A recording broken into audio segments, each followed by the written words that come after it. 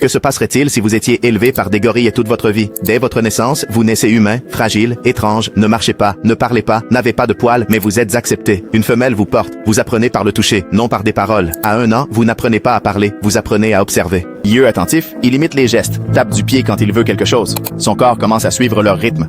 À 3 ans, vous marchez accroupi, vous utilisez vos mains tout le temps. Grimper devient un instinct, l'équilibre s'améliore de façon absurde. Vous comprenez la hiérarchie sans jamais entendre une règle. À 5 ans, le langage est corporel. Les regards, la posture, les sons graves. Vous savez quand vous êtes en sécurité et quand vous ne l'êtes pas.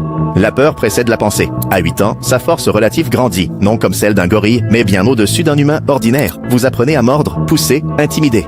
Les bagarres sont rapides, silencieuses, sans remords. À 12 ans, quelque chose commence à faire mal à l'intérieur. Le cerveau humain en veut plus. Des pensées complexes surgissent, mais il n'y a pas de mots. Des idées bloquées, une frustration sans nom. À l'âge adulte, vous devenez un hybride de monde. Vous n'appartenez pas à la jungle comme un gorille. Vous n'appartenez pas à la société humaine. Votre intelligence existe, mais elle n'a jamais été façonnée par le langage. Si vous rencontriez des humains, avec trop de bruit, un contact visuel étrange, des règles confuses, vous ressentiriez de la peur et non de la curiosité. Vous fuiriez probablement.